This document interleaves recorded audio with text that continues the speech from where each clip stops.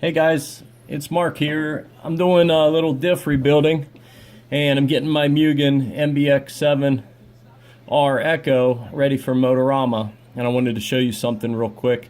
This is a little trick I do when I rebuild my diffs, and it makes things a lot easier. Instead of putting the top sun gear on this part, I leave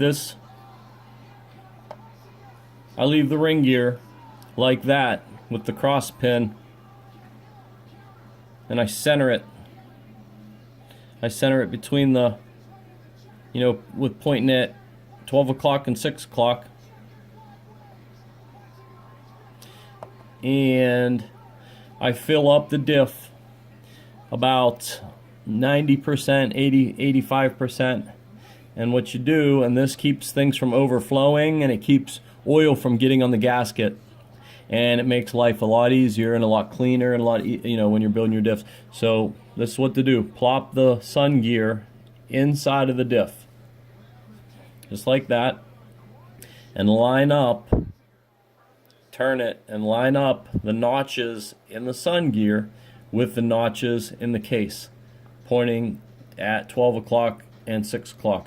Then what you do is you wipe off any excess oil like that, get it good and clean so your gasket will seal.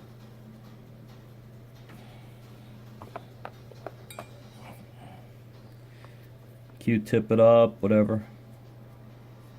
Get that oil off there. Okay, so you got it lined up, and you got your ring gear lined up also. So then all you have to do is flip it over, line up the holes, and seat it down in there, and boom, check it, make sure your holes are lined up and your gasket hasn't moved, and that's it. You put your screws in there and you're done.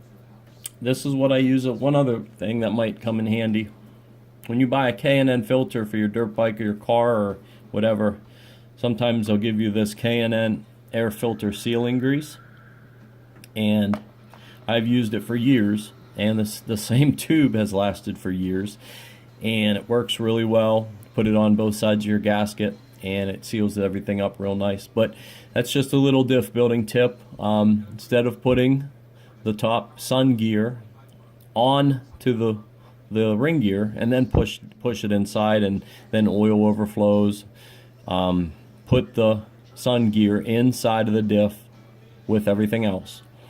Clean off any excess oil, and that way your diff is filled completely, and that there's not going to be any oil trapped between the gasket, and everything lines up good, and you just seat it in there and your diff's done. Only thing you have to do is tighten down the four bolts, 4 screws, and you're done. But that's just a tip that I wanted to share with you guys, and that's it. I'll post another one here whenever I think of something else. But thanks for watching. Bye bye.